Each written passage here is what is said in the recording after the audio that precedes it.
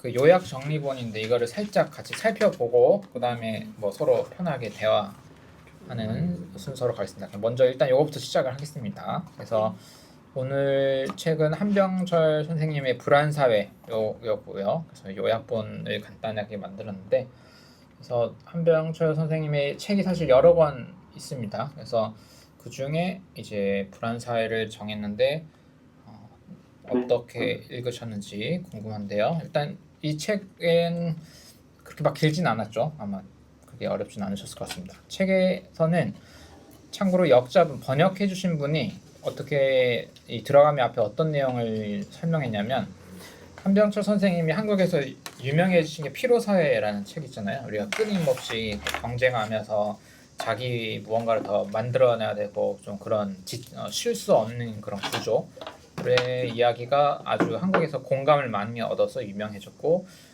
그 이후에 한병철 선생님이 이제 불안사회라는 어떤 이게 비판사회 이야기를 하실 때 이제는 불안의 문제가 좀 큰 이슈가 아닐까라고 번역자분께서 포인트를 잡아주셨는데요.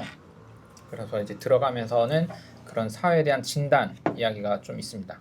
아무래도 이제 팬데믹을 지나고 또 항상 여름, 겨울에 우리가 기후위기 이런 문제가 있다 보니까 그래서 이 책의 시작이 종말론이 유행하고 있다.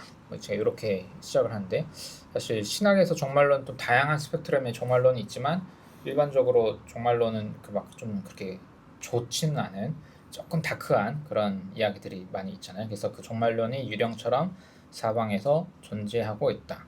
끊임없는 위기 속에서 문제 해결과 위기 관리에만 매달리며 생존의 삶으로 축소되어 가고 있다. 그래서 그게 종말론조차도 하나의 상품이 되고 기후 픽션이라는 새로운 문학 장르까지 등장했다. 만연해진 불안의 분위기는 희망의 싹을 질식시킨다. 그러면서 저희가 솜니움의 첫 번째 세미나가 이제 그 구구 정치, 이제 우파와 구구 그 문제를 다뤘었는데, 한병철 선생님은 이제 이 불안의 문제가 사실 대중을 우파 포퓰리즘으로 인도하고 혐오를 선동하고 연대와 친절과 공감을 붕괴시킨다, 이렇게 또 진단을 하고 있었습니다. 그래서 민주주의 이야기로 처음에 시작을 하는데요. 불안에 굴복하면 민주주의도 무너지게 된다는 오바마의 말을 인용하면서, 불안과 민주주의는 양립할 수 없다. 불안은 훌륭한 지배도구로 작동한다. 불안한 분위기에서는 자신의 의견을 자유롭게 표출할 수 없다. 심지어 우리는 사유에 대한 불안마저 갖게 되었다. 불안이 지배하는 곳에 자유는 없다. 불안과 자유는 상호 배타적이다. 이러면서 좀 깊이 고민하고 또 자기 생각을 표현하고 말하고 뭐 이런 것마저도 불안이라는 공포 때문에 좀 막혀 있게 된다라는 진단을 합니다. 독일어 발음이 독일어 오래 해갖고 앙스트가요. 불안은 원래는 긍지라는 뜻이었다. 반면 희망은 언어적으로도 불안의 반대말이다. 그래서 사실 이 책이 불안 사회인데, 책에서 불안만큼 혹은 더 많이 나온 얘기는 이 반대의 희망이라는 주제예요. 그래서 전반적으로 이 책은 희망이라는 주제에 대해서 여러 철학자들이 어떻게 생각하는지, 특히 독특하게 이 책은 한병철의 책을 제가 다 본 건 아니지만 성경 구절 인용과 신학자들 인용이 좀 많은 편이에요. 왜냐하면 희망이라는 약간 그 컨텐츠가 이제 주제가 약간의 초월적 뭔가 요청이 필요로 한다고 생각되신 것 같아요. 그래서 거꾸로 저는 비종교인 분들이 이렇게 성경 구절과 신학자들 얘기를 꺼내는 한병철의 이런 접근을 어떻게 볼까 좀 궁금했는데, 저야 너무 좋았지만 약간 그것도 좀 같이 생각해볼 주제 같습니다. 그래서 희망은 앞으로 몸을 굽힘으로써 더 멀리 더 정확히 보려고 하는 것으로 정의된다.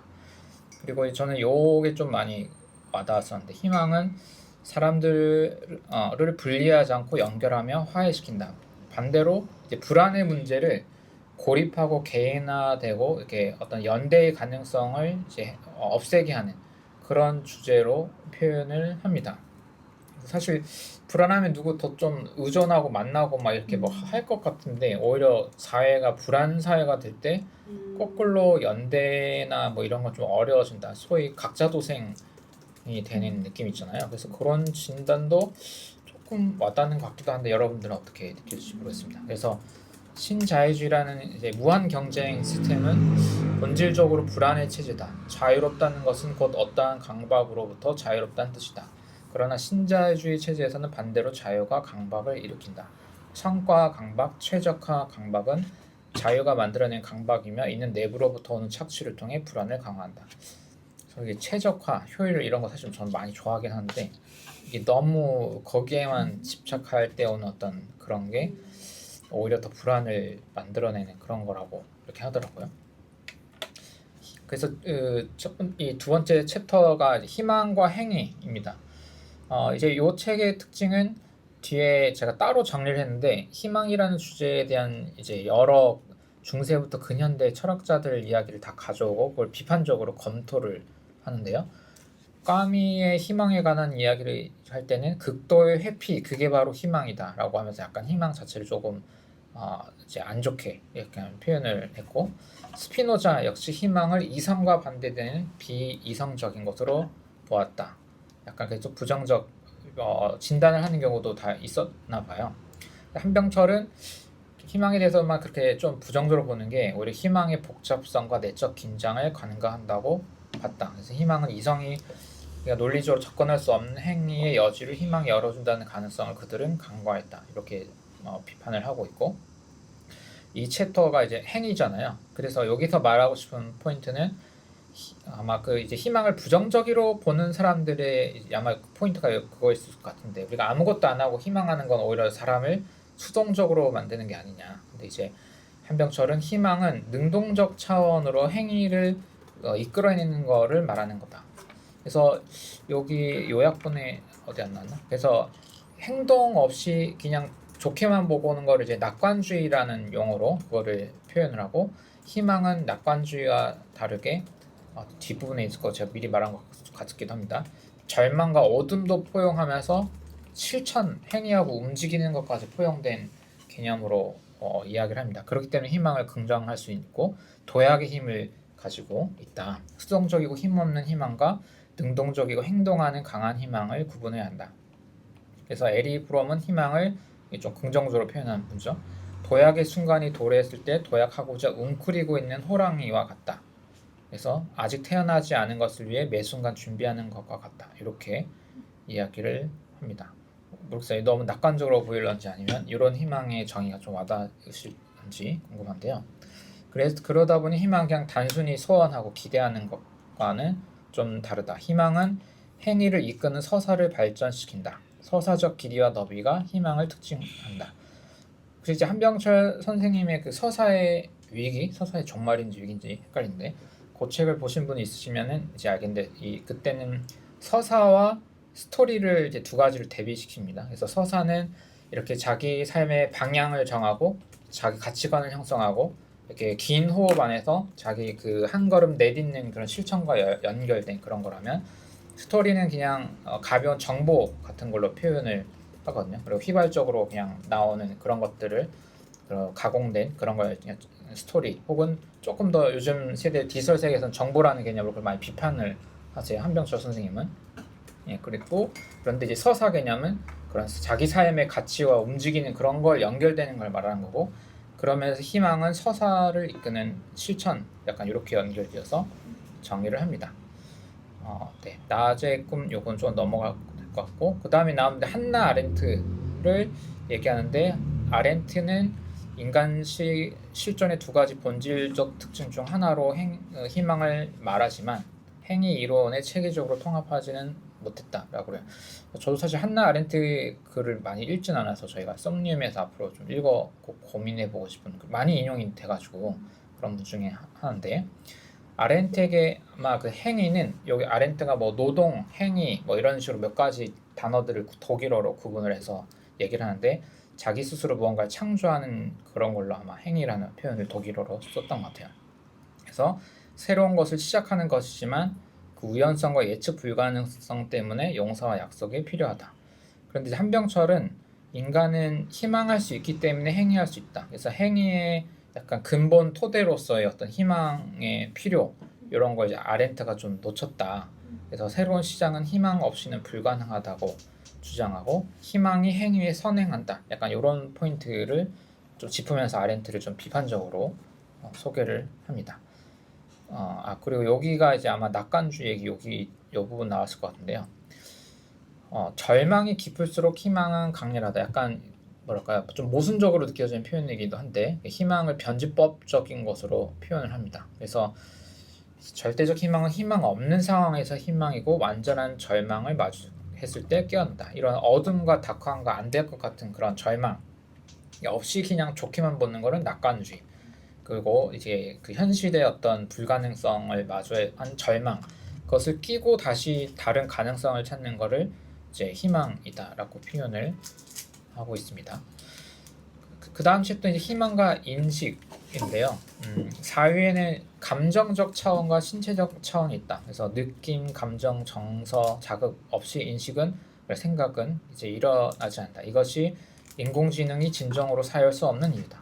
그래서 한병철 선생님은 저는 사실 그 AI 되게 좋아하는데 약간 이런 AI나 정보화된 그 세계에서의 소통이나 뭐 이런 걸 좀 많이 안 좋아하는데요. 왜냐하면 우리가 사유한다는 건 이렇게 신체성을 가지고 직접 마주하고 자기 느낌과 감정을 가지고 만나야 하는 것이고 그러면서 AI는 정보 차원에서만 소통되는 약간 그런 걸로 봅니다. 그래서 이게 약간 참고로 한병철 요 이야기 때문에 사회학자들 간에 좀 이제 논쟁이 많습니다. 저는 그런 것도 좀 재밌게 보고 있는데 게테와 파스칼 전통에서 사람은 사랑하는 대상만을 알아갈 수 있으며 그 대상에 대한 인식이 깊어지고 완전해질수록 사랑과 열정은 더욱 강력하고 강건하며 생생해진다. 네, 이렇게 얘기를 하고 있고 네, 희망은 기존의 것이 아닌 앞으로 도래할 것으로 향해 있다. 희망은 아직 존재하지 않는 것을 인식한다. 이러다 보니까 앞으로의 가능성을 집중하다 보니 이게 약간 이제 여기 성경 구절도 아마 중간에 좀 나오고요. 그리고 바울의 아마 성경 구절 인용할 텐데 그리고 루터 더 뒤에 가면 몰트만이라는 신학 안에서 좀 희망을 주제로 고민했던 신학자들 얘기가 쭉쭉 나옵니다. 그래서 루터는 사물의 현재 모습을 보고 그것의 특성과 본질만을 성찰한다. 그러나 바울은 사물의 현재 모습, 본질 너머의 미래를 바라본다. 몰트만은 인식을 추구하는 희망, 나는 이해하기 위해 희망한다. 그래서 희망의 신학이라고 하는데 이제 신학에서 이미와 아직 사이라는 아주 많이 쓰여지는 말이 있거든. 이미 신의 나라, 하나님의 나라는 이미 왔는데 사실 또 아직 다 도착한 게 아닌 그 사이의 중간 단계의 그런 과정을 표현하는 언어인데 신학자들이 이런 고민을 많이 하다 보니까 희망이라는 주제를 할 때 이렇게 얘기를 많이 합니다. 철학에서는 미네르바의 부엉이는 철학이 그것이 가진 회색을 다시 덧칠하기만 하면 생의 모습 낡아버리게 된다. 그래서 그런데 희망하는 사연은 미네르바 부엉이의 반면으로 현실을 보지 않는다. 미네르바 부엉이한테 갑자기 헷갈린데 이게 과거를 돌아보고 뒤를 돌아보는 약간 그런 거였나요? 그런 저도 죄송합니다. 조금 헷갈렸네. 본문을 다시 봐야 될 것 같아요. 어쨌든 이제 그 해겔과 더불어서 또 희망이라는 주제에서 에른스트 블로우가 많이 나오고요. 또 이 블로우가 철학적으로 희망의 주제를 건들고 몰트만이 사실 받아서 그걸 신학으로 가져가긴 하거든요. 그래서 블로우는 회색의 희망의 색인 파란색을 대비시켰다. 이렇게 얘기를 합니다. 그리고는 이제 베냐민과 프루스트에게 꿈은 인식의 도구다. 사람들은 꿈 안에서 희망한다. 또한 희망하기 때문에 꿈꾼다. 이러고 이게 이제 사회학자들은 오늘날 이게 이런 꿈 혹은 몽상, 꿈 이런 것도 일종의 꿈 자본으로 얘기를 표현하기도 하거든요. 자본에 우리가 가지고 있는 자산도 자본이지만 미래를 향해 긍정적으로 자신을 꿈꾸고 설계하고 뭐 이런 것도 한 일종의 꿈 자본인데 지금 오늘은 이제 그런 것조차 앗아간 그런 사회가 아닐까 뭐 이런 현대 사회에서들이 이런 논의를 많이 합니다. 그래서 블로우는 아직 의식되지 않은 것을 정신분석의 무의식과 엄격히 구분한다. 아직 의식되지 않은 것은 앞으로 도래할 일에 대한 사전 의식이자 심리 충의로 새로운 것이 탄생한다. 무의식이 과거에서 모래난 것이라면 아직 의식되지 않은 것은 새로움의 현상이다. 그래서 이제 희망하는 일은 지하실의 냄새가 아닌 아침 공기를 맡는다. 이 블로우의 문장 이렇게 인용을 합니다. 마지막 챕터는 삶의 형태로서의 희망이고 이 챕터에서 아마 하이데거 이야기를 좀 많이 하고 있습니다. 그래서 희망과 불안은 정반대지만 구조적으로 유사하다. 둘 다 구체적 대상이 없는 근본 기분이다. 그래서 독특한 단어로 독일어로 뭔지는 모르겠지만 근본 기분이라는 말을 가지고 옵니다. 그래서 이런 단어를 써서 말하고 싶은 건 이제 하이데거의 존재 시간에서는 보면은 기분은 세계 내 존재를 전체로 열어내고 방향을 이제 고정해 주목하는 것을 가능케 한다. 이렇게 하면서 하이데거를 이제 불안 중심 실존 분석이라고 이렇게 비판을 하는데, 이유는 이제 하이데거는 이제 존재론적 철학으로 이제 집중하는데, 인간이 세상에 던져진 존재, 이 세계에 던져진 존재, 이 기투라는 표현을 쓰는데, 그래서 인간을 사회학적으로 접근하는 게 아니라 그냥 존재의 철학으로 세상에서 고립된 그냥 그 존재 안에서 뭔가 이야기를 시작한다면, 한병철은 불안, 그런 개인 고립 대신에 희망을 근간으로 현 존재 분석을 다시 다른 각도로 해야 되지 않냐. 그러니까 하이데거의 그 존재론이라는 사유 자체가 고립화된 개인에 대한 분석을 토대로 이해가 시작되는 게 그것 자체로 이미 문제가 있지 않느냐라는 비판을 합니다. 그래서 희망이라는 건 이미 공동체적 성격을 가진 거고, 불안이라는 건 이제 고립화될 때 나오는 현상인데, 자기 안에서만 이제 희망이라는 힘이 만들어지지 않기 때문에 희망은 자기라는 개인 안에 있지는 않다. 그래서 희망하는 이 자기 자신을 넘어서 무언가를 믿고 가는 것이 희망의 기본 공식이다. 라고 얘기를 합니다. 그래서 가브리엘 마르셜은 제가 사실 이 부분은 잘 모르는 분이지만, 이 문장이 이제 한병철 선생님이 인용하는데요. 나는 우리를 위해 너를 희망한다 라는 표현처럼 희망은 자기를 초월하여 우리를 향한다. 그런데 하이데거의 불안은 현 존재를 고립시킨다. 이렇게 이제 하이데거 철학을 조금은 비평을 하고 있습니다. 이것도 아마 같은 내용일 것 같고, 그래서 근본 기분으로서의 희망의 초월성 보면, 이 희망은 세계 내 사건과 연관되어 있지 않다. 희망은 일의 결과와는 무관하다. 하벨의 말처럼 희망은 결과가 어떻게 되든 상관없이 그것이 의미가 있다는 깊은 확신이다. 그래서 이 챕터에서는 우리가 희망하는 게 성공하냐 안 하냐 그거를 넘어서 우리가 희망하는 것 자체의 어떤 가치, 그걸 거기 투신하는 것 자체의 가치, 거기에 가치가 있다라는 이야기로 이렇게 이 챕터에 이런 내용들이 쭉 있습니다. 그래서 희망은 의지의 내재적 성찰을 넘어서는 가능성의 영역에 자리하며 깊은 뿌리는 초월적인 것에 있다. 이러다 보니까 약간 종교적인 것 같은 느낌의 이제 이야기가 조금 있는데요. 있습니다. 마지막은 이건 제가 다 설명은 안 해도 될 것 같은데요. 이 지금까지 나왔던 사람들을 한번 정리해 본 거예요. 하도 많이 사람들이 나와가지고 알베르트 까미, 희망 자체를 그렇게 엄청 중요하게 보지 않았던 조금 분들 비판을 하고, 조금 보완을 하려고 하는 에른스트 블로어나 마르셸, 한나 아렌트 비평적으로 가져오고, 또 하이데거는 조금 많이 비판을 했습니다. 이분이 이제 독일에 있다 보니까 하이데거가 좀 중요해서 그럴 수도 있는데, 그러면서 신학자는 뭐 이제 몰트만, 루터 얘기도 좀 나오고, 그다음 사도 바울 얘기까지 이렇게 나오고 있습니다. 그래서 몇 가지 질문들은 이렇게 준비를 해봤는데요. 여기에 관련된 질문 해드리고, 그냥 저희가 여러분들이 읽으면서 가지고 왔던 질문이나 이런 느낌들 서로 나누면서 이야기를 하면 좋을 것 같습니다. 일단 이제 요약 부분은 이렇게 마치도록 하겠습니다. 카메라 모드를 바꿔가지고.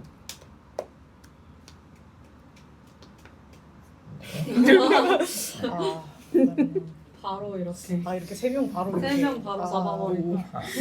쉽지 않다. 네. 그래서 간단하게 처음에 말씀할 때만 간단하게 자기소개해 주시고, 일단 먼저는 그냥 책을 읽은 전번의 느낌, 혹은 오늘 뭐 요약본만 들으신 분도 있을 수도 있는데 어떻게 읽으셨는지 나누면 좋을 것 같습니다. 온라인부터 할까요? 오프라인부터 할까요? 온라인부터. 석조미경 선생님 먼저 부탁드려도 될까요? 안녕하세요. 저는 한예원 회원이고요.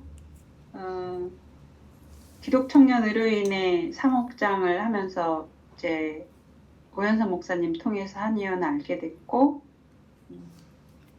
불안이라는 그 단어가 궁금했거든요. 근데 이제 한병철 선생님 이 책이 이제 읽어봐야지 하던 건데, 이렇게 뭐 책 나눔을 하신다 그래가지고 신청해서 이렇게 같이 하게 됐습니다. 이 책이 좀 저는 어려웠어요. 여러 학자들이 많이 나오니까 너무 요약을 너무 잘해주셔가지고 너무 감사했습니다. 감사합니다. 네, 일단은 편하게 한 번씩 다 돌아가면서 그러면 서건님. 네, 안녕하세요. 저는 김서건입니다. 책을 정독글로 다 읽진 않았지만 그래도 일단 표지도 괜찮고 교보문고의 베스트셀러로 팔릴 것 같은, 그리고 시민들이 딱 읽는 시민교양, 그걸로 진짜 정말 잘 쓴 책인 것 같다는 생각을 해봤고요. 불안과 희망이 같이 간다라는 생각을 못 해봤는데 이 책을 읽으면서 불안이라고 하는 건 느낌이잖아요. 근데 이게 느낌뿐만 아니라 불안이라는 정체에 대해 고민을 해보게 됐고, 또 그에 대치되는 개념으로 이 희망이라고 하는 것이 무엇인지를 좀 생각을 좀 해보게 된 것 같습니다. 그리고 지금 제가 느끼는 우리 시대에 결핍되어 있는 것들이 무엇인지, 그리고 그것이 희망과 어떤 상관관계가 되어 있는지 그런 걸 고민해봤습니다. 연대 이런 걸 중점으로 한번 생각을 해봤는데 다른 분들 의견도 좀 들으면서 저도 정리를 해 나갈 생각에 되게 흥미로운 것 같습니다. 이 책을 서건님이 픽해 주신 거 아닙니까? 불안. 우와. 우리 처음에 몇 달 전에 우리 고민할 아 때. 진짜요? 네. 그렇구나. 불안해서 그런가 봐 이걸 하여튼 좋았습니다. 네. 그럼 여기 수경님도 볼까요? 저는 아까 저도 일단은 학자들 인용이 너무 많아서 내가 다 소화 못한 것 같은데 라는 생각을 했는데 정리를 잘 해주셔가지고 더 이해에 도움이 많이 됐고, 또 아까 정리해주신 거에도 인용이 됐었는데 희망의 주체가 우리라는 표현이 완전 초반에 나오고 뒤에도 계속 강조가 되는데 그렇게 공동체성을 강조하는 게 좀 인상 깊었어요. 그리고 또 개인적으로 취향에 맞았던 게 희망이 견인하는 것들이 어떤 예측할 수 없고 곧 도래할 거고 우리가 아직 알 수 없고 이런 것들이라는 게 좋았어요. 왜냐면 예측할 수 있는 것은 이미 있는 체제 안에서 설명이 되는 것들이니까, 그렇지 않은 더 바깥의 것들을 희망을 통해서 이야기하는 것이 재밌고 설득력 있었습니다. 네.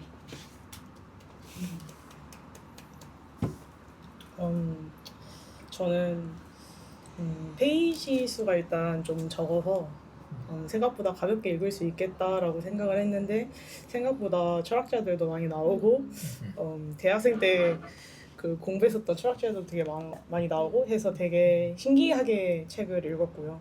정신과 같은 곳에서는 사실 불안하면 사실 불안장애, 공황장애 뭐 이런 것들이 더 먼저 떠오르고 증상이나 뭐 어떤 약을 먹어야 되는지 이런 것들이 좀 더 사실 잘 떠올라요. 근데 약간 이렇게 좀 깊게 불안에 대해서 좀 철학자들과 뭐 이렇게 비교를 해가면서 그렇게 좀 책을 읽을 수 있는 그런 기회가 돼서 너무 좋았고, 사실 불안과 희망이 그 서건님께서 말씀해주신 것처럼 저도 어떻게 불안의 반대말이 희망이 될 수 있지? 그 예람님이랑 오면서 얘기했을 때도 예람아 뭐 희망의 반대말 뭐 같아? 했더니 절망 아니야? 약간 라임을 탄 건지 모르겠지만 희망의 반대말은 절망 아니야? 약간 그러니까 사실 그래서 불안과 희망이 어떻게 그 반대가 될 수 있었을까 이런 생각들도 많이 했었어요. 근데 읽다 보니까 확실히 약간 그 어떠한 그런 관점에서는 반대가 될 수 있겠다 이런 생각을 되게 많이 했었고, 사실 현대 사회에서 모든 층이 다 불안할 수도 있을 것 같아요, 솔직히. 근데 특히나 저는 이제 30대 이제 진입을 하면서 20, 30대들이 많이 불안할 거다 이렇게 생각을 하는데, 이제 친구들도 같은 학과더라도 되게 진로들이 많이 이렇게 나눠지는데 다들 자기 살 길이 이제 불안하면서 이제 흩어지고 이제 가는 그 경로들이 이제 같이 심리적으로 깊게 얘기하다 보면 그런 것들을 저는 많이 겪는데, 여기서 나오는 것들이 사실 좀 많이 공감이 됐어요.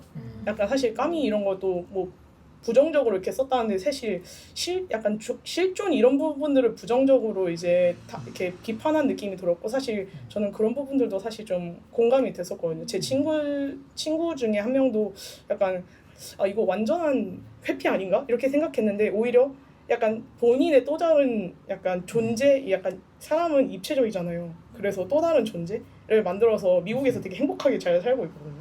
그래서 그런 걸 보면서 이 사람은 약간 이념적이나 약간 자신의 주장을 이렇게 하면서 다른 부분을 좀 비판을 했다라고 하지만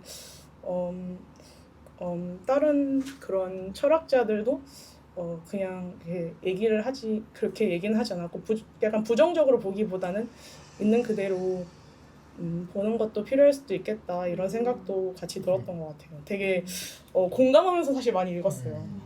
제가 부를 때 도윤님 이렇게 해도 되니까 성함 나거든요. 네. 그리고 그 방금 말씀하셔서 조금 소개를 하긴 했는데 일하셨던 거 조금 말씀해도 돼요? 그러니까 어디서 원래 일하셨었다라는 네네. 그러니까 네. 정신과 그쪽에서 네네. 이제 의료 쪽에서 일을 하셨기 때문에 사실 오늘 주제로 되게 굉장히 약간 권위 있는 궁금한 저희 이제 모임에 두 번째 오셨다 보니 저번에 한번 들었어가지고 네. 근데 오면 좋겠다 싶었는데 같이 연락이 오셔서 너무 반가웠습니다. 그래서 일단 한국 돌아가면서 네. 안녕하세요. 저는 송예람이라고 하고 취준생이고 그래서 약간 이 불안사회 책 제목을 보자마자 약간 읽어보고 싶다, 흥미롭다. 뭔가 그 20대 중후반의 나이 때 뭔가 취직을 이제 준비를 하거나 아니면은 이제 막 사회에 진출을 해서 뭔가 혼란을 겪고 있거나 이렇게 뭐 새로운 길을 시작해 나가는 이런 친구들이 주변에 많기도 하고 저도 이제 뭔가 기존에 계속 준비하고 있던 어떤 진로를 접고 좀 새로운 길을 탐구해 나가는 그런 과정 중에 있는데 약간 그래서 각자의 어떤 방식으로 뭔가 그 사회 초년생의 불안 이런 것들을 좀 친구들이랑 요즘 공유를 하다 보니까 그 불안 사회라는 이 책을 읽으면서 물론 이제 뭐 20대의 관점에서뿐만 아니라 좀 이렇게 좀 전체적으로 좀 다룰 수 있기도 하고 그리고 약간 뭐 철학자들 얘기도 많이 나와 있고 그래서 약간 전 연령대한테 이렇게 좀 와닿을 수도 있는 책이라고도 느꼈지만 뭔가 저의 맥락에서도 잘 읽힐 것 같아서 공감하면서 읽을 수 있을 것 같아서 이 모임을 신청을 하게 됐어요. 그래서 사실 막 다 읽지는 못하고 좀 요약 위주로 읽고 그러긴 했는데 그래도 뭔가 좀 많이 공감도 되고 그 아까 도윤님이 말씀하셨듯이 그 뭔가 그 희망의 반대말이 이제 막 절망 아니냐 막 약간 이런 식으로 막 얘기를 했었는데 뭔가 여기 이 책에서는 희망이랑 불안을 이렇게 좀 대치시켜서 얘기를 한 부분이 저도 그게 되게 흥미로웠고 뭔가 그 희망이 서로 연결하고 연합하는 공동체적 특성을 가지는데 반면에 불안은 뭔가 이렇게 좀 각자 도생하고 좀 개인적으로 이렇게 분열하고 불화하게 만든다 이런 논지를 약간 책에서 꾸준히 잘 가져가고 있는 것 같아서 뭔가 그거에 좀 공감이 되고 그 불안할 때 저의 특성이나 아니면 뭐 친구들과의 대화를 했을 때 특성을 이렇게 좀 돌이켜서 생각을 하면 되게 이렇게 시야가 좁아져서 뭔가 분명 같이 대화를 나누고 있고 이렇게 표면적으로는 좀 위로를 주고받고 있기도 한데 결국에는 약간 이렇게 다 자기 얘기에 이렇게 약간 매몰된다고 해야 되나? 좀 몰두해서 이렇게 얘기하게 되더라고요. 그 불안에 이렇게 빠져서 약간 그런 걸 생각해 보니까 이런 진단이 뭔가 되게 뭔가 통찰력 있고 좀 공감이 된다 이런 생각이 들었고 그리고 개인적으로 좀 좋았던 부분은 뭔가 희망이라고 했을 때 막 마냥 이게 낙관주의도 아니고 그렇다고 막 약간 비관주의 이런 것도 아니고 약간 낙관이랑 비관 이거를 둘 다 뭔가 이렇게 끌어안고 가져가는데 동시에 이걸 좀 초월하면서 약간 전부 끌어안고 이렇게 함께 나아가자 약간 이런 느낌으로 희망을 좀 설명하고 있어서 그런 부분이 좋았던 것 같아요. 뭔가 좀 통합적인 자아를 구축하고 이렇게 같이 희망을 향해 나가자 약간 이런 느낌처럼 와닿았어요. 저는 그 부분이 되게 인상 깊게 읽혔습니다. 전공 소개도 돼요? 네. 정치외교학과를 전공했습니다. 그래서 왜 말씀드리냐면 이제 정치사회 이게 희망이라는 주제를 좀 사회적 차원에서 고민하는 한 트랙과 또 이게 개인적으로 일단 심리 자체로 보는 것도 있고 또 그 다음에 또 저희 각자의 이야기를 좀 나눠볼 수도 있겠고 여러 각도로 할 수 있을 것 같은데 두 분이 딱 그 두 가지를 대표하는 약간 권위자 두 분이 전공자분들 말씀 교수 같이 골고루 와주셔서 여러 각도로 잡담을 해보면 좋을 것 같습니다. 다각도의 잡담을 저는 요약을 했고 저도 소감을 말씀드리면 일단은 이게 종교 언어긴 한데 은혜 받았다고 하면 이게 참 그렇긴 하거든요. 약간 저도 이게 제가 픽한 건 아니고 우리가 예전에 픽했던 거기 다 있는 맞아요. 거잖아요. 제 스타일은 약간 정보사회, 뭐 AI 뭐 이런 거 토론 약간 이런 거 좋아하는데 요 책 그냥 읽다 보니까 약간 뭔가 왜 위로가 되지? 약간 조금 맞아요. 희망 같은 거 생각할 뭐가 있나라고 하다가도 약간 또 다시 좀 생각해 볼 뭐가 있나? 뭐라 제가 종교인이다 보니까 약간 그런 조금 철학 너머의 이런 어떤 가능성에 관한 이야기가 공감이 돼서 그런 건지 모르겠는데 그냥 정서적으로 조금 에너지가 회복되는 느낌이 조금 들었습니다. 저는. 그리고 이제 불안이 고립을 만든다는 거가 저는 이제 개인적으로 일단 교회 공동체 커뮤니티 이런 걸 하다 보니까 이게 그 아까 직업 뭐 그런 거 얘기했는데 취업 문제로 너무 고민이 좀 깊으신 분들이 보통 갑자기 연락이 안 되는 경우가 워낙 많다 보니까 이게 맞아 요즘 친구들 약간 그런 게 많긴 하지. 그러니까 이게 참 실제 그런 불안감이나 뭐 이런 것들이 더 개인화되게 만드는 건가? 약간의 제가 만난 사람들의 상황들이나 이런 고민들 할 때 공감이 좀 되긴 하거든요. 지금도 몇 달 때 지금 못 만나고 있는 친구들 몇 명 연락도 잘 안 받고 막 약간 이런 애들이 있어가지고 약간 사회 현상으로 좀 그런 면이 있긴 하겠다. 그래서 그런 거 좀 공감이 돼서 그런 사회적인 영향이나 이런 것도 좀 나눠보면 좋을 것 같습니다. 네, 저는 그렇게 읽었습니다. 바퀴 쭉 나눴는데요. 어떤 주제로 먼저 얘기하고 싶은지 그냥 아니면 책의 어떤 구절을 표현해 주셔도 되고 아니면 우리가 나눈 대화 중에 뭐부터 얘기하면 재밌을까 편하게 제안을 주시면은 좋을 것 같습니다.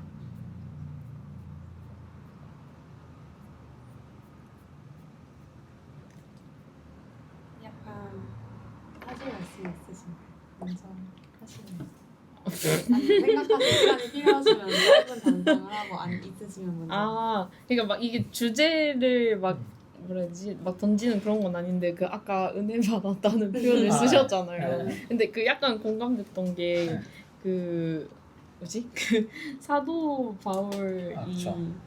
네 희망 안에 그 부정적 성격을 강조하면서 뭐 우리가 환난 중에도 즐거워하나니고 환난은 인내를 인내는 연단은 소망을 이루는 줄 알미로다. 약간 이 구절을 여기서 인용을 했더라고요. 그 초반 부분에. 근데 약간 그 부분에서 사실 저도 약간 읽으면서 뭔가 희망 안에 그 비관과 부정성이 내재되어 있지만 약간 이것을 뭔가 이렇게 대치되는 개념으로 안 보고 그 외면하지 않고 아까도 뭔가 살짝 언급을 했지만 그 비관까지도 뭔가 이렇게 초월하고 끌어안고 맞아요. 나아가는 약간 이런 뭔가 그 시각 그거를 약간 읽고 성경 구절도 여기서 이렇게 인용을 하고 하는 거 보면서 저도 그 뭔가 약간 그 은혜 위로를 받았던 것 같아요. 네,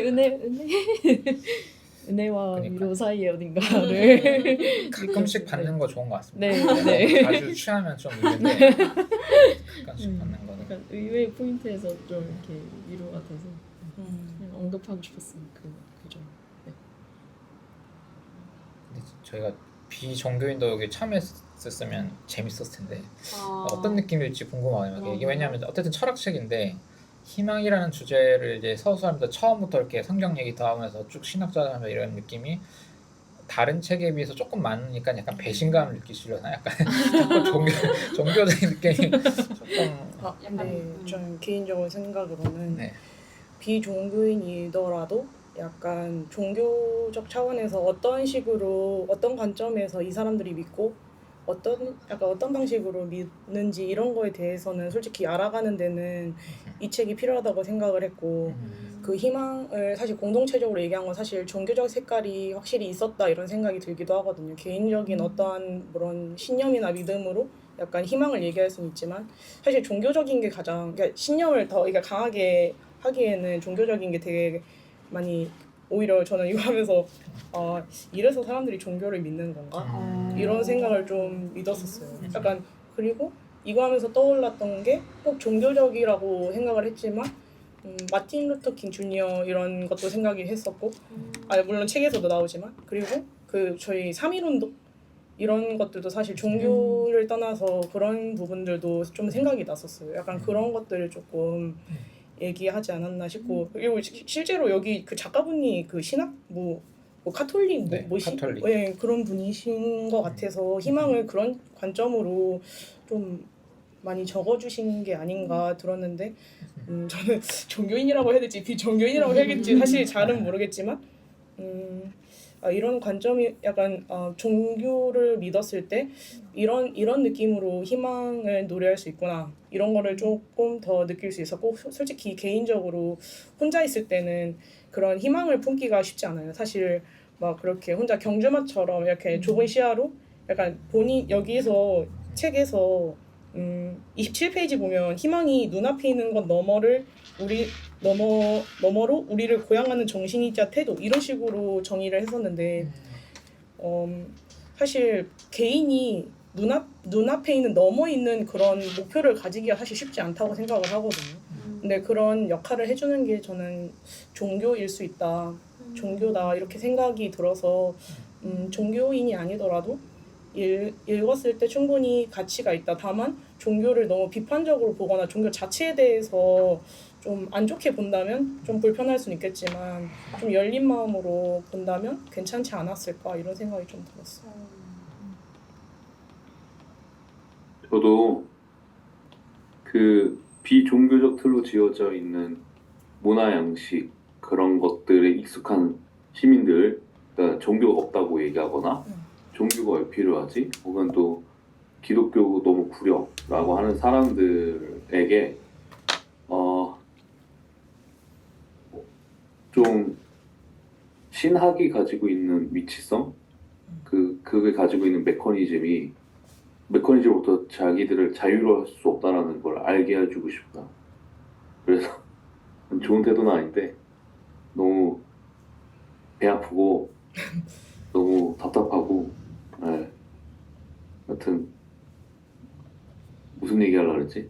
그래서 그런 사람들에게 좀 그런 어떤 종교와 기독교의 의미를 좀 알게 해서 기독교 정치사연구소라든지 여러 기독교 NGO에 후원을 하는 것이 하나의 우리 사회를 위한 실천 중 하나다.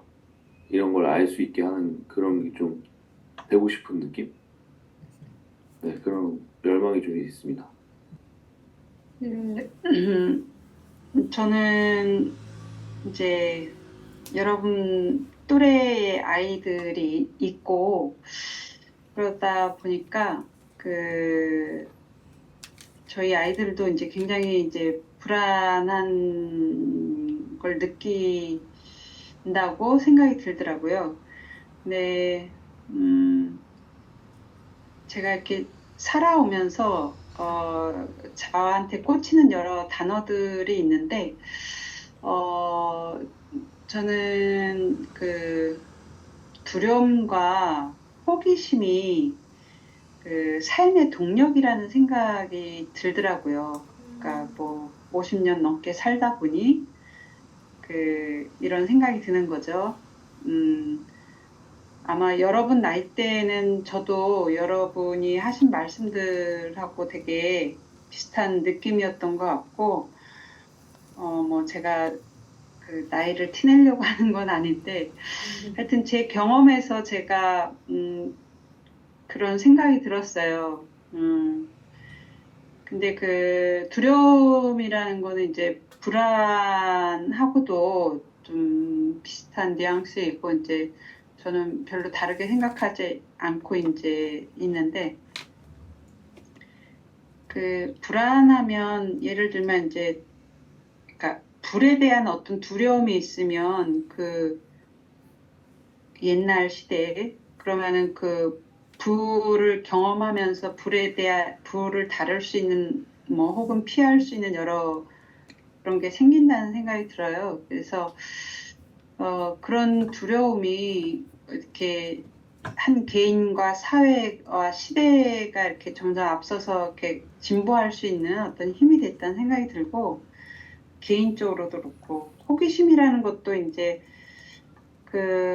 뭐 있는 어떤 것들에 대해서 그러려니 하는 게 아니고 저게 왜 저러지? 신기하다. 어떤 뭐 호기심과 신비, 뭐 신기함, 뭐 이런 게 이제 또 같이 뉘앙스가 있는 단어들인데, 그래서 그런 두려움과 호기심이 우리 삶의 인류의 이제 동력이라는 생각이 들다 보니까 이 불안이라고 하는 것, 두려움이라고 하는 것도 실은 우리에게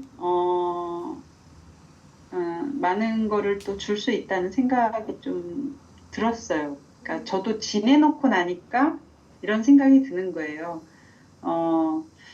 그래서 그 한병철 선생님의 이 불안 사회 책이 이렇게 뭐 다는 이해가 되지 않았지만 이렇게 뭔가 안 잡히지만 그거 자체가 희망이라는 거.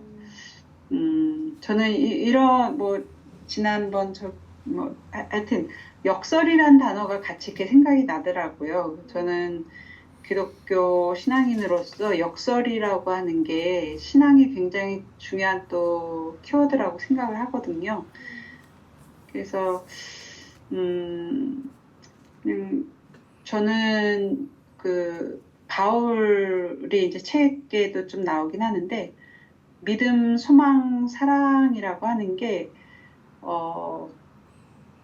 그야말로 정말 굉장한 거구나, 굉장한 고백이구나. 그리고 이게 우리 삶을 또 지탱하는 그런 거구나라는 생각이 들었고, 이게 이제 뭐 바울이라든가 뭐 성경에 나오는 믿음, 소망, 사랑 뭐 이런 언어들로 표현이 되긴 하지만, 이거는 충분히 종교적이지 않은 언어들로도 우리는 경험할 수 있다는 생각이 들고, 그런 표현들 중에 하나가 이제 불안이고 희망이고 뭐 사랑이고 뭐 이런 생각이 들어요. 그래서 하여튼 책이 너무 재밌었고 잘 이해 못해서 재밌을 수도 있어요. 하여튼 그렇습니다. 네, 저는 성함이 미영님. 사실 저도 많이 공감을 했어요.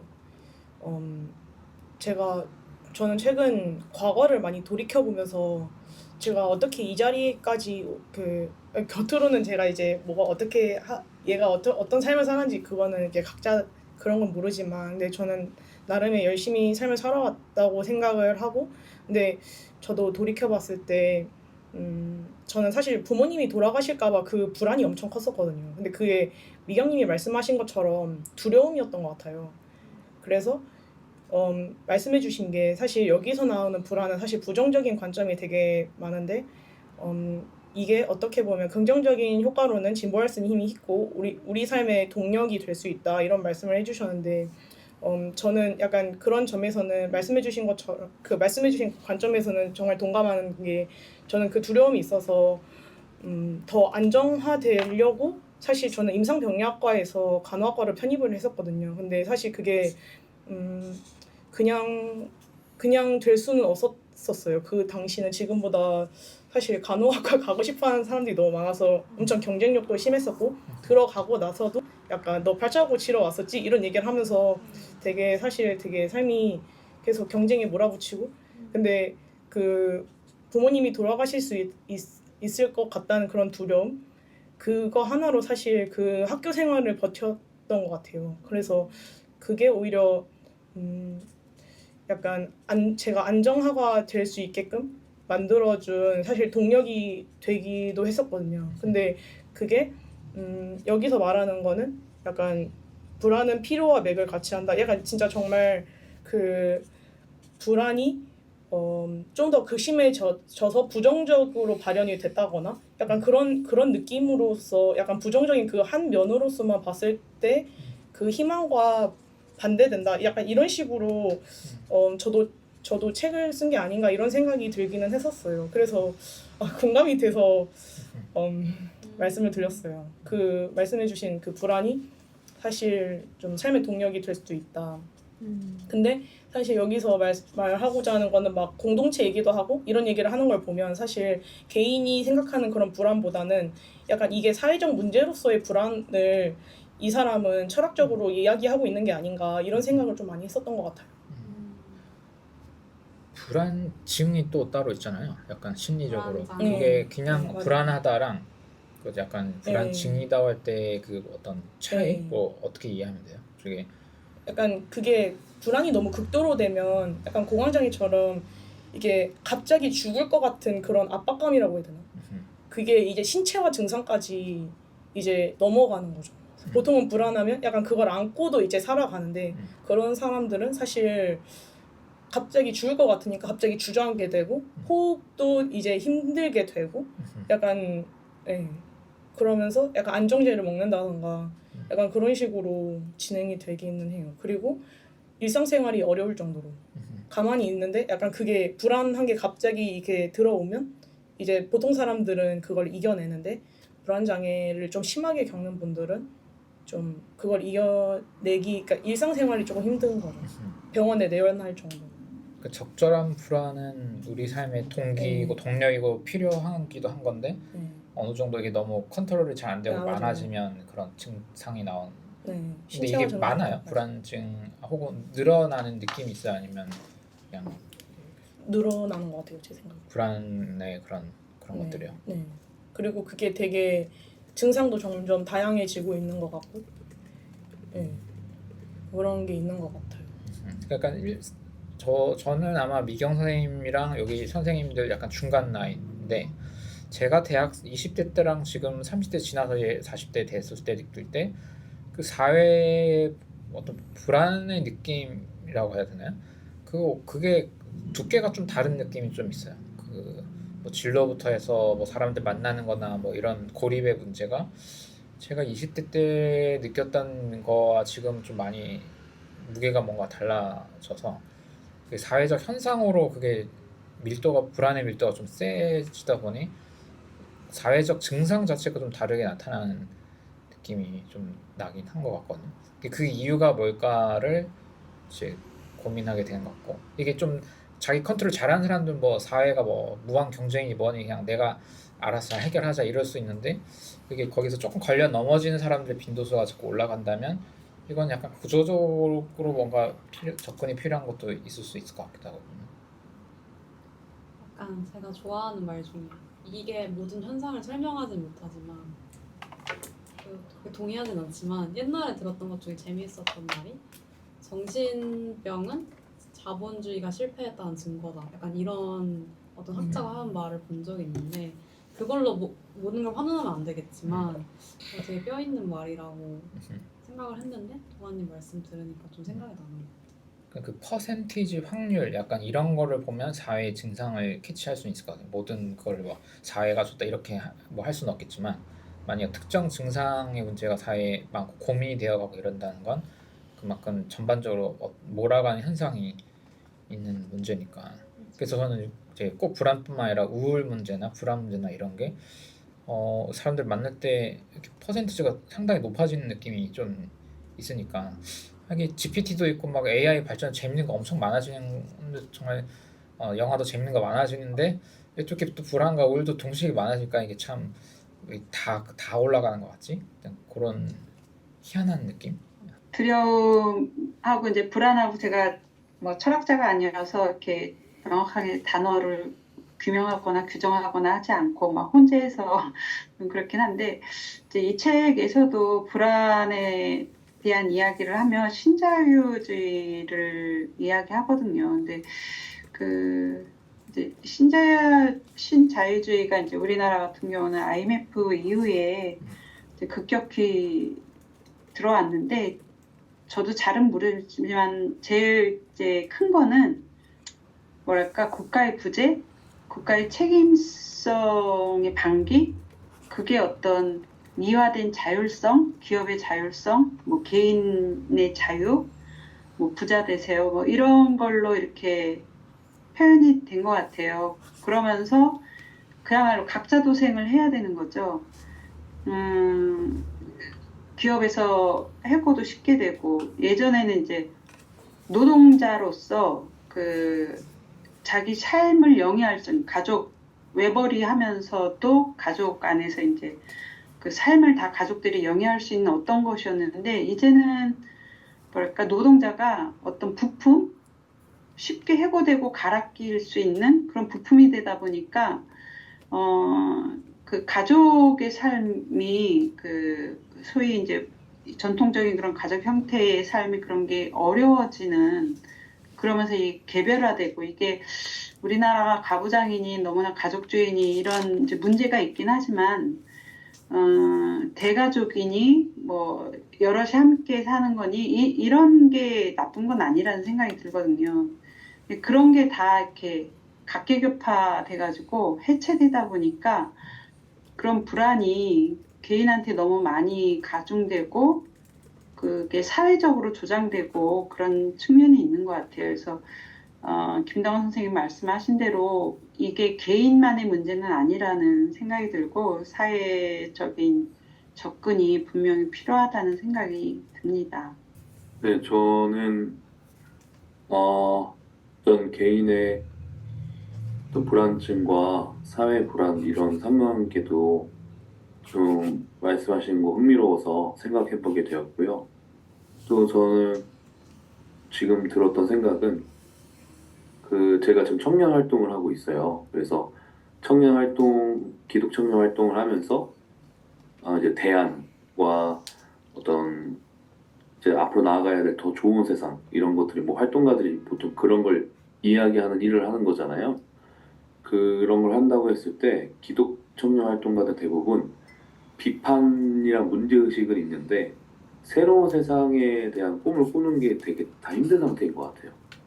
다 글쎄 그 될까? 뭐 이런 상태인 것 같고 저는 그런 것들이 그 책에서 143쪽에 불안은 가능성의 영역을 단적으로 축소하고 새로운 곳, 아직 존재하지 않는 곳으로 접근하는 일을 막는다. 143쪽 밑에 문단에 있더라고요. 저는 그런 면에서 그게 조금 와닿았던 것 같습니다. 이게 우리 사회가 또 우리가 불안한 사회 속에서 어떤 불안이라는 어떤 정서를 공유하고 있다라고 하는 것은 어떤 그 앞으로 무언가가 우리에게 닥쳐올 것이라는 걸 상상하지 못하게 하는 것 같아요. 그러니까 단지 우리가 이런 꿈을 꾸면 될 거야 라는 힘이 아니라 어쨌든 우리가 무언가 시도한다고 했을 때 모가 될 수도 있고 도가 될 수도 있잖아요. 근데 그 모가 되든 도가 되든 그 무언가가 결국에는 우리에게 다가오고 있다. 우리가 그걸 필연적으로 마주할 수밖에 없다. 라고 상상하는 힘 자체가 많이 없어진 느낌? 그래서 그냥 어떤 시도, 어떤 그런 것들을 좀 하지 못하는 느낌이 좀 있었던 것 같은 제 감각이 좀 있었던 것 같아요. 그래서 여기서 말하는 희망이라고 하는 것은 불확실성으로의 초대를 뜻하는 걸 수도 있겠다. 이런 생각이 좀 듭니다. 그래서 김수영 시인이 구원은 예기치 못한 곳에서 온다 그러잖아요.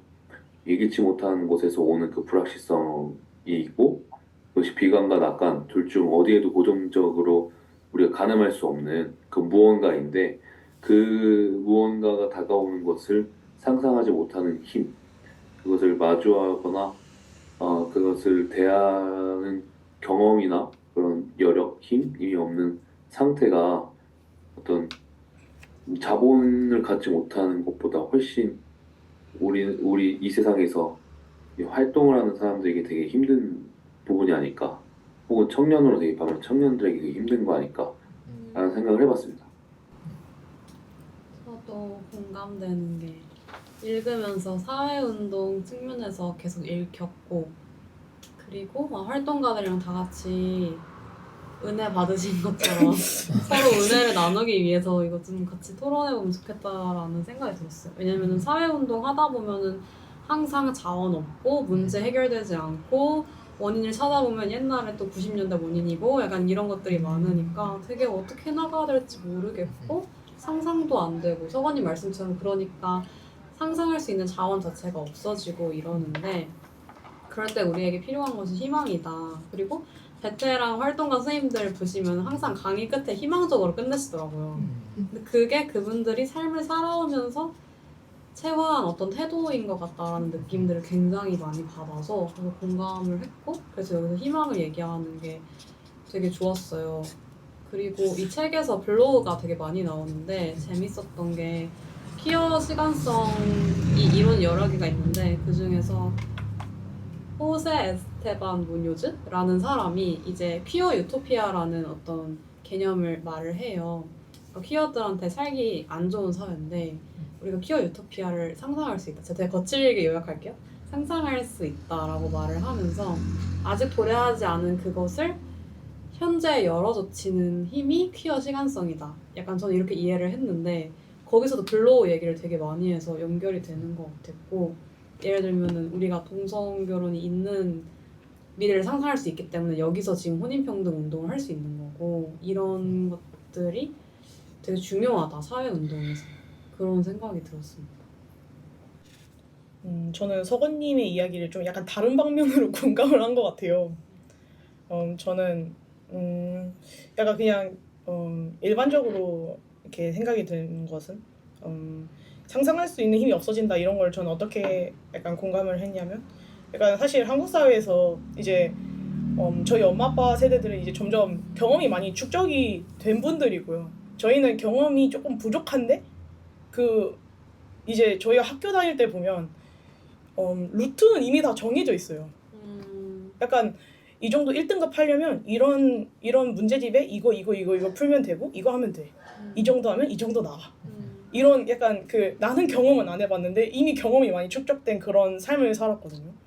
그러면서 사실 지금 있는 사람들이 약간 20, 30대들만의 문제일 수도 있지만 좀 경쟁심이 사실 한국 사회로만 이렇게 그 한국 사회 20, 30대로만 봤을 때는 10대 지금 10대도 포함일 수도 있고요.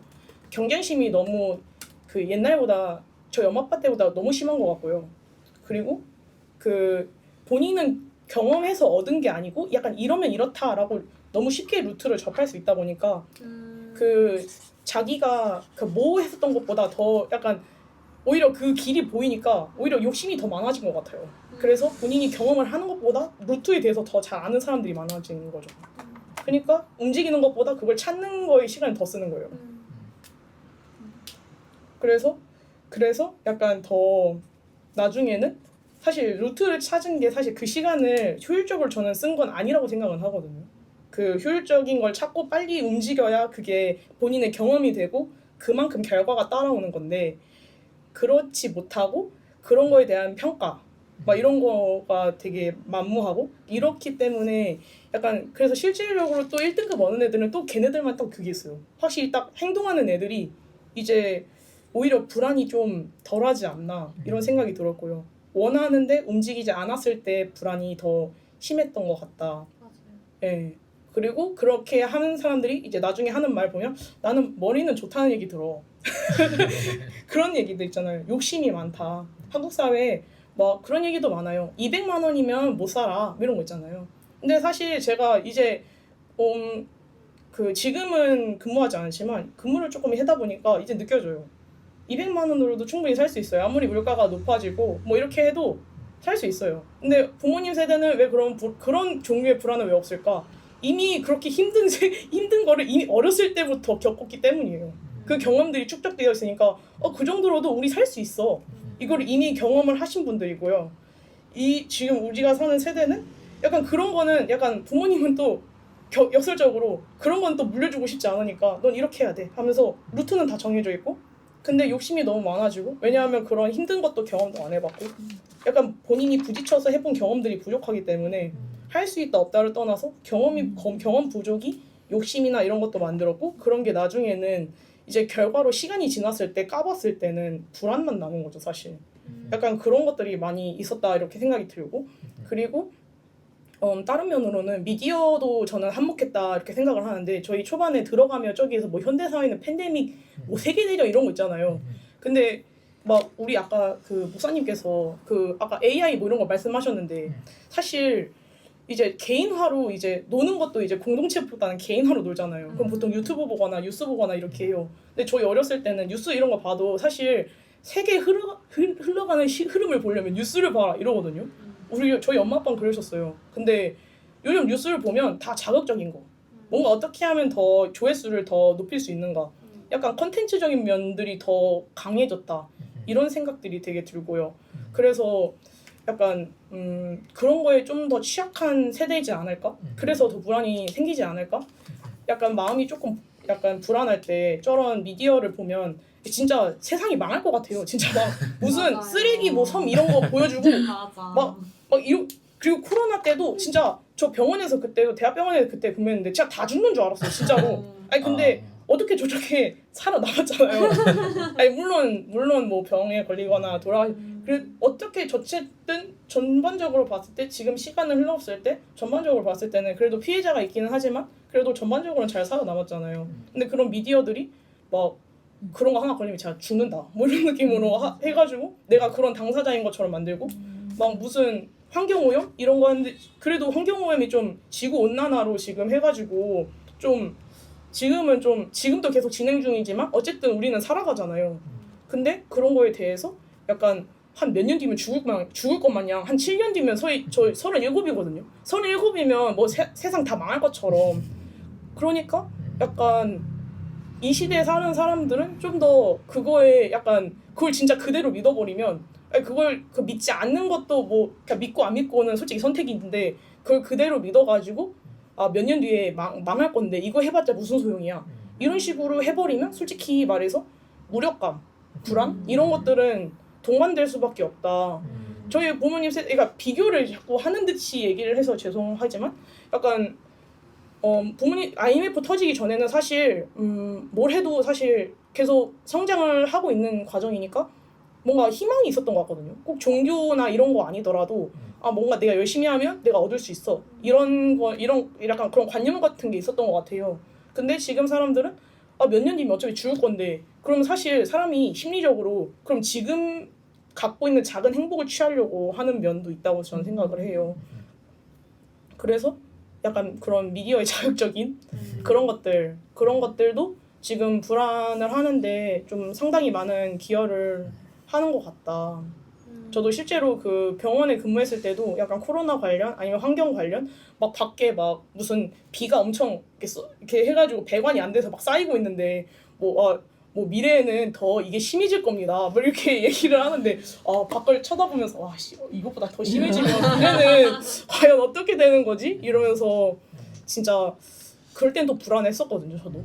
그래서 좀 그런 환경적인 영향도 있고 그런 사회 흐름 그런 것도 있고 아까 말씀해주신 것처럼 사회의 그런 부분들도 있고 좀 그게 약간 항상 긍정적으로 이렇게 이렇게 만들어지는 게 아니라 좀 약간 사회적으로도 안 좋아지고 개인적으로도 뭐 해내야 되는 게 더 많고 파이도 점점 작아지고 이런 게 있다 보니까 불안이 필연적으로 생길 수밖에 없지 않나. 근데 불안이 생기는데 중요한 거는 헤쳐나갈 힘을 본인이 갖고 있는 게 상당히 중요한데 그런 것들을 사회에서는 가르치는 것보다는 이제 직면하는 거에 좀 더 가까운 거죠. 이거 항상 미디어 보면 직면하고 뭐 당장 취업하면 직면하고 막 약간 이렇게 직면할 일들은 많은데 본인이 그렇게 키울 만한 그런 걸 배운 적도 없고 그렇기 때문에 불안이 더 키워드가 되지 않았을까 이런 생각이 좀 들었어요. 근데 방금 말씀해 주신 거가 제가 최근 한 2주 동안 들었던 모든 지혜의 말 중에 최고의 지혜의 말인 것 같고 이 책을 다 안 읽어도 되는 딱 거기 다 요약되어 있는 원사였던 것 같습니다. 너무 대단하다고 생각해요. 한병철 선생님의 라이벌. 이럴 수가. 근데 미디어 하니까 저도 이제 유튜브 올리고 막 컨텐츠 이제 올리는 입장에서 보면 약간 역으로 보수든 진보든 뭐 정치 집단이든 활동가들이든 뭐 유튜브든 불안을 자극해서 내 유튜브를 보게 하든가 아니면 우리 책 모임에 가면 한병철의 불안사를 읽으면 여러분 불안을 해결할 수 있습니다. 라는 약간 어그로 소개글을 해서 모든 시스템이 약간 사실 그렇게 작동되긴 하거든요. 그래야 어쨌든 뭔가 모임도 오고 뭐 이게 되니까 그러니까 이게 진짜 그 자극성이 좀 높은 방법론으로 서로 무한 경쟁이 또 돼서 사람들을 소비재로만 보면 모든 게 그렇게 돌아갈 수밖에 없는 게 될 것 같긴 해요. 근데 뭔가 어차피 우리는 관심 경제 그런 거 안에 있으니까 그렇게 해야 살아남을 수 있는 건 이제 어쩔 수 없는 것 같은데 말씀하신 것처럼 뭔가 공포 정치, 뭔가 불안감 조성하기 이런 거는 진짜 좀 경계해야 된다는 생각이 드네요. 그 기후 문제도 사실 좋은 거잖아요. 우리가 관심을 많이 갖고 실천하고 하면 좋은 거가 맞는데 이걸 좀 세게 나가면은 더 공포를 많이 주는 사람들이 더 참여를 하고 활동할까 할 때 이제 좀 쉽지 않은 거죠. 이제 그런 모든 구호들이 결국엔 살아남으라고 하는 것 같아요. 근데 그 결국엔 고전적이고 통상적인 이해의 희망은 이 자본주의 세계에서 우리가 살아남을 수 있다. 이렇게 정리되는 것 같은데 하지만 이 책에서의 희망은 그런 거랑 좀 결이 다른 것 같다고 느꼈어요. 그 우리가 살아남을 수 있다가 아니라 희망은 지금 있는 그대로의 상태에서 내가 마주하는 모든 것들과 또 불확실을 향해 가는 그 가능성을 내가 용인해 나가는 거. 그 상태가 좀 희망이라고 느꼈고 그래서 그 뒤에 나와 있는 희망만이 살아남음을 넘어서는 살아있음을 되찾게 해줄 것이다. 이런 느낌, 이런 뉘앙스의 그 카피라이터를 이해하게 됐다는 느낌, 좀 그런 것 같아요. 그래서 희망이라고 하는 것은 살아남는다라는 단계가 아닌 내가 이게 살아있는 존재로서 어떤 무언가를 향해 나아가고 있구나. 나를 긍정하게 되는 또 하나의 힘인 것 같고 그 힘을 갖는 어떤 자세를 힘을 갖게 되는 그 원동력을 어떻게 우리가 공급을 받을 수 있을까 사회적으로 그거에 대해서는 조금 고민이 생겼던 것 같아요. 근데 아까 말씀하셨던 것처럼 이게 성경 구절도 많이 나오고 신학자도 언급이 돼서 어떤 종교 공동체가 이런 에너지를 넣어줄 수도 있다고 생각을 하고 있고 종교 공동체가 유일하다고 생각하진 않아요. 또 이런 것들을 어떻게 해줄 수 있는 거, 그 희망, 여기서 말하는 희망, 그러니까 살아있는 그 상태에서 불확실을 향해 나아갈 수 있게끔 하는 그거를 어느 공간에서 어느 공동체에서 이 에너지를 줄 수 있을까? 혹은 또 어느 사회적 우리 실천 캠페인이 이런 에너지를 서로에게 줄 수 있을까? 이런 생각을 좀 해보게 된 것 같습니다. 개인이라고 하면 솔직히 쪼가 있어야 되지 않을까요? 어떻게 있어야 돼요? 쪼요, 쪼. 약간 타고난 쪽? 아니, 타고난 것도 있고 그냥 솔직히 사회에 해를 끼치지 않는 한 본인이 뭔가 믿는다고 했을 때 그거를 조금 더 함께 믿을 수 있는 공동체를 만나는 게 조금 더 수월한 것 같아요. 아니면 먼저 간 사람들의 의견을 듣거나 그것도 제가 아까 말씀드린 것처럼 약간 욕심을 내려놓고 약간 그 길을 간다에 좀 더 의미가 있지 않을까. 그런 거 보면 좀 더 성경적인 의미가 좀 더 다가올 것 같기는 해요. 성경에서도 무슨 누가 뭐 광야에 가고 뭐 이런 게 약간 결과를 얻기 위해서 가는 게 아니라 뭔가 어떻게 보면 그 과정이 또 중요했었던 것 같거든요. 거기를 가서 뭐 어떻게 하는 게 제 그냥 개인적인 관점에서는. 그래서 결과 옛날처럼 이제 막 사람들이 뭘 해서 뭐 이게 개척해서 뭐 결과를 크게 얻고 한탕주의 이런 거보다도 그 과정, 그 내가 뭘 믿고 내가 믿는 게 정말 떳떳하다, 하늘에 떳떳하다, 하나님한테 떳떳하다 싶고 내가 이 길로 내가 온전히 살아갈 수 있겠다라고 하면 결과에 상관없이 꿋꿋이 밀고 나가는 힘, 그게 필요한 것 같아요. 그리고 그게 꼭 본인의 진로일 수도 있겠지만 예를 들면 뭐 환경오염이라든지 그러면 그런 단체들을 컨택해서 같이 약간 이제는 많이 뭐 분화되고 뭐 종교든 뭐 어떤 사회운동이든 그럴 수 있지만 그래도 약간 그런 큰 효과를 기대하는 것보다는 그냥 내가 오늘 한번 어떤 사회 단체에 가서 한 번 더 봉사를 하고 이런 게 좀 더 의미 있지 않을까. 네. 그리고 이제는 노력을 하다 보면 언젠가 뚫리게 되어 있어 이런 마인드로 가야 좀 더 마음 편해지는 것 같긴 해요.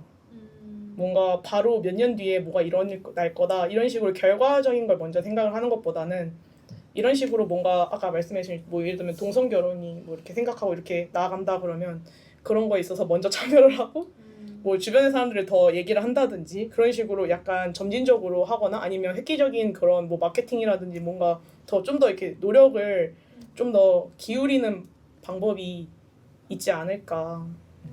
네, 좀 힘들다 이렇게 하소연하는 것도 사실 좀 약간 좀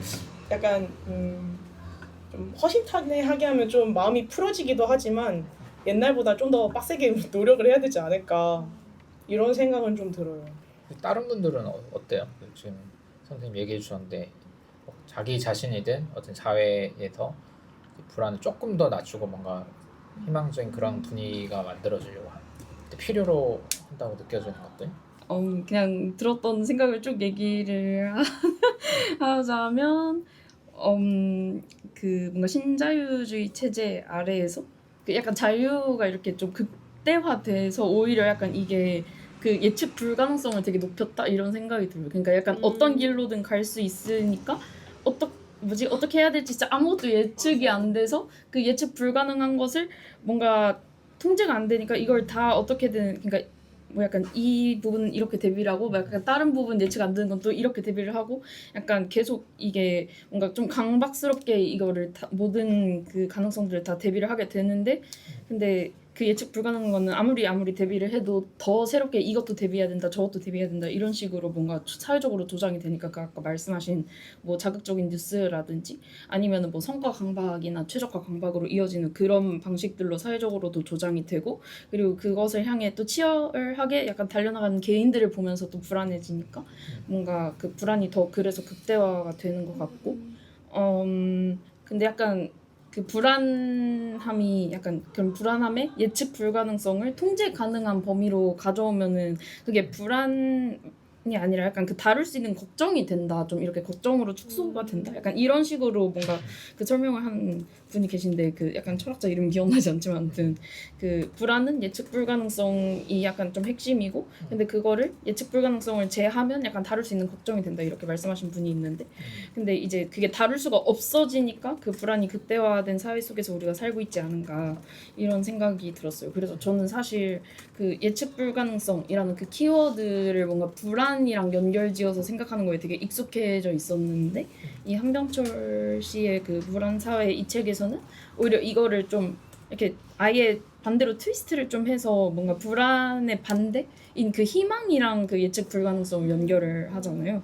그래서 약간 그 부분도 어떻게 보면은 좀 상상력이지 않았을까 이 한병철 씨의 상상력이지 않았을까 약간 그 이렇게 타개하는 길이라고 해야 되나 그 예측 불가능성의 부정적인 어떤 측면에서 이렇게 틀어서 뭔가 희망이랑 연결해서 이렇게 오히려 약간 그걸 긍정적으로 좀 이렇게 역설적으로 만들었다 이런 생각이 좀 들었고 그리고 뭔가 그 아까 두려움 얘기할 때도 뭔가 두려움이 부정적인 측면도 있지만 그 삶의 동력이 되기도 하고 뭔가 시대나 개인의 진보로 나아가는 측면도 있다. 이제 그 미경님이 그렇게 말씀을 해주셨는데 그래서 그 두려움이든 불안이든 뭔가 부정적인 측면도 있지만 동시에 긍정적인 측면도 있다. 이런 생각을 하면서 그 감정 자체는 사실 중립적이고 그러니까 긍정 부정 둘 다 있으니까 약간 중립적이고 근데 이것을 단지 어떻게 다루느냐의 문제일 수 있겠다. 우리가 그걸 어떻게 핸들링을 하느냐의 문제일 수 있고 근데 그것을 어떻게 지혜롭게 다루는지의 상상력이 바로 희망이 아닐까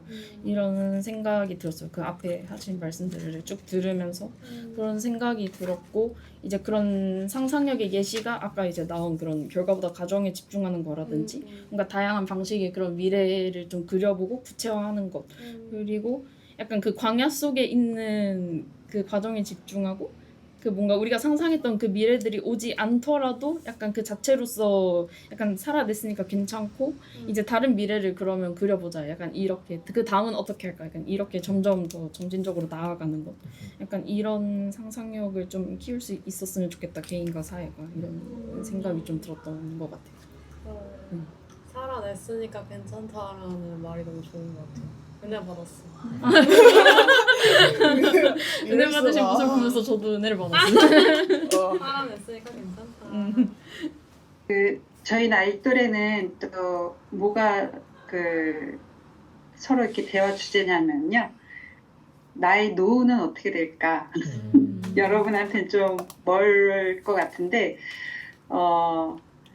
이제 동네 다니다 보면 폐지 줍고 이런 분들이 계셔요. 근데 그분들이 정말 어려워서 그런 분도 있고 아니면 습관적으로 그러신 분도 있고 그러긴 해요.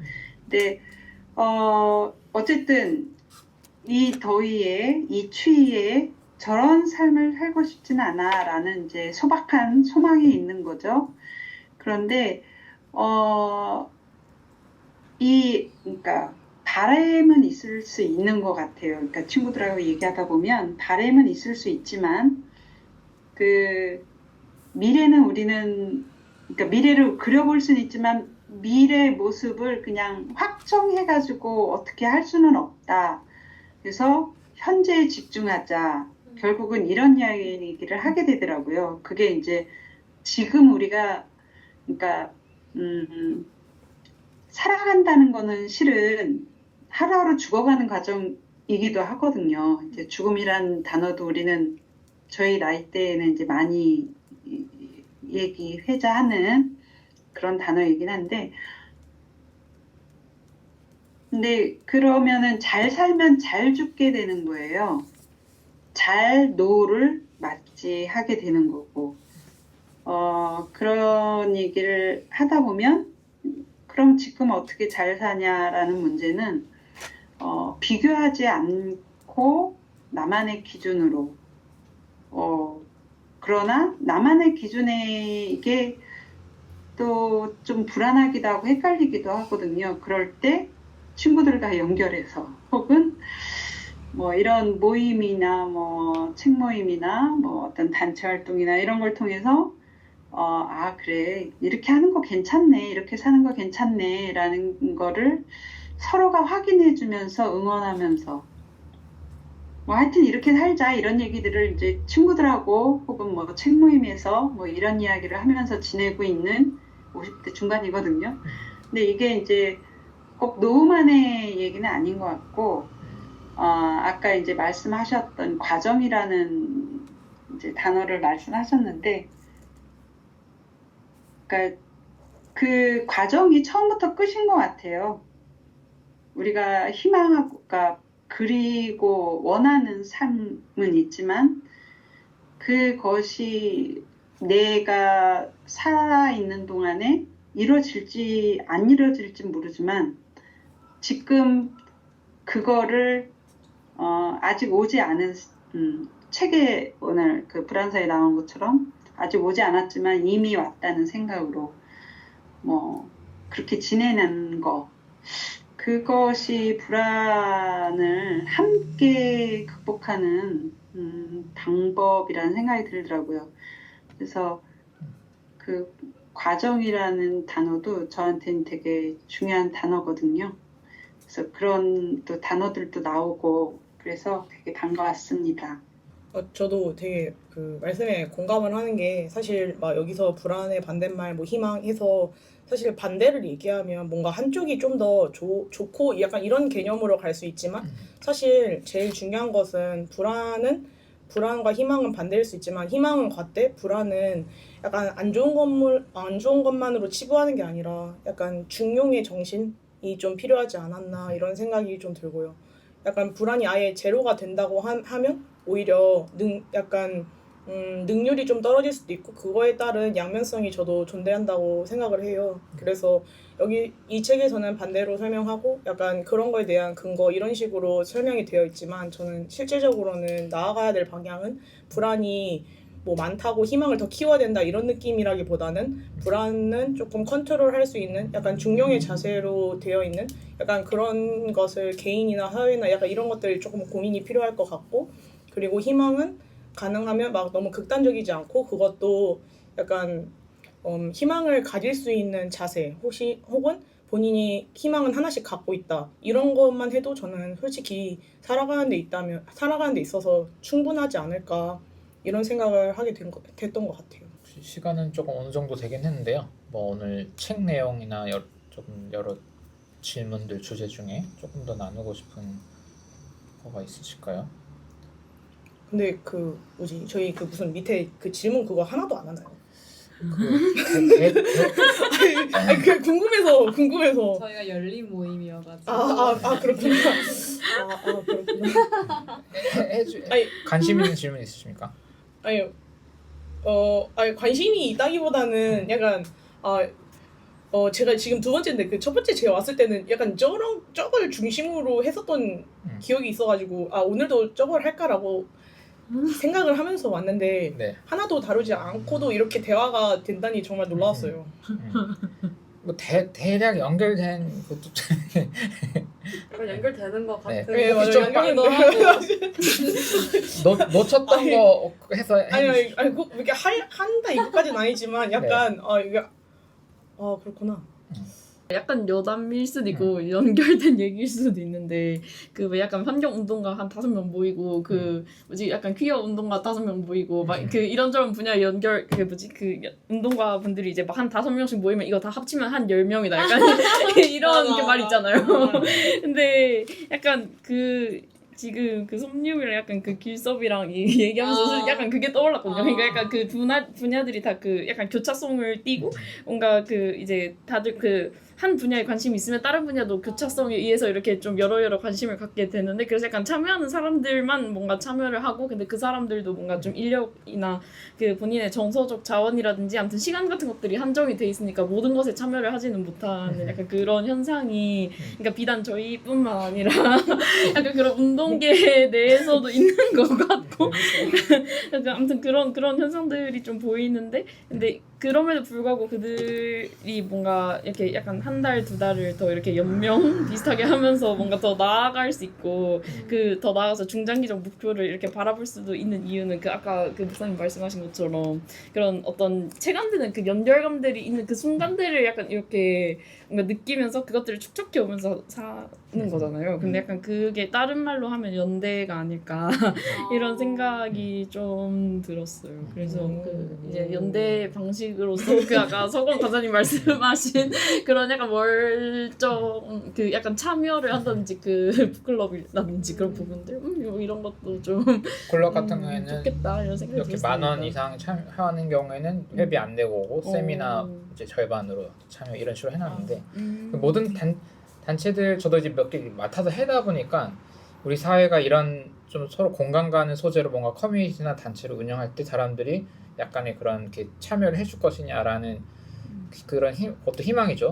그게 되면 이제 그게 시작을 하는 거고 그게 막 늘어날 수 있는 건데, 만약에 사람들이 이제 다 딱 봤을 때 각자 도생이 사실 많구나, 불안이 앞으로도 더 늘어날 수밖에 없겠다 하면 저도 이제 뭔가 공무원이 맞지 않나? 약간 그 친구한테 내가 이거 왜 아까 뭐 이렇게 하지? 약간 이런 고민을 동시에 하게 되는 것 같아요. 저도 왔다 갔다 하니까. 근데 이제 사회가 재밌어지려면 이게 뭔가 재미있는 아이디어와 뭐가 할 때 사람들이 언제든 조금씩 너무 부담 안 되는 선에서 같이 이게 할 거야 라는 상호 신뢰가 있을 때 다양한 운동과 커뮤니티가 늘어날 수가 있는 건데, 그게 어느 정도 될까? 교회 같은 경우에는 새로 시작되는 운동이 좀 없어요. 제가 볼 때 제가 막 책도 쓰고 해보려 했을 때 이거는 상호 신뢰가 좀 잘 안 돼 있죠. 그 새로운 교회를 하려는 분들도 할 때 참여나 뭐 이런 거 잘 안 하겠구나라고 판단했으니까 아무도 안 하는 거예요. 제 친구들도 6년이 지났는데 처음엔 다 같이 하자고 해놓고 이제 아무도 안 하고 그러니까 6년째 나 혼자 하는 거야? 약간 이렇게 돼버린 것 같고, 모든 활동들 좀 비슷하겠죠. 그런 게. 불안이 문제가 되면 그런 재미있는 커뮤니티나 모임들이 막 생겨나는 게 쉽진 않게 되는 것 같아요. 여기서 이제 참여하신 분들이 이제 계속 참여하면서 이게 내 삶의 중요한 어떤 지표가 되는구나, 방향성이 되는구나, 이런 모임이 이게 이제 이제 시간으로 감아 쌓아지면 이게 이제 어쩔 수 없이 친구들을 그냥 만나고 이럴 때 이렇게 드러날 것 같아요. 그러다 보면 사랑이 차면은 그게 또 넘쳐 흘러 또 다른 사랑이 막 전해지듯이 그렇게 되지 않을까 싶은 생각이 들어요. 너무 이제 모임이 좋으니까 많은 사람하고 같이 하고 싶은 것도 있을 수 있는데 이제 우리가 뭐랄까 어쨌든 눈에 보이는 어떤 성과에 일비하면 그야말로 아까 초심이나 뭐 이런 게 좀 흔들릴 수도 있는 면이 있을 수도 있다. 아닐 수도 있지만 그래요. 그래서 뭐 기꺼이 여기서 많은 거를 또 막 누리면 좋겠다는 생각이 들어요. 그래서 이런 판을 만들어주신 김동완 선생님이 되게 고맙고요. 제가 판을 한 건 아니지만 네. 거좀 요거 질문들 다 한 것 같지 않습니까? 그래서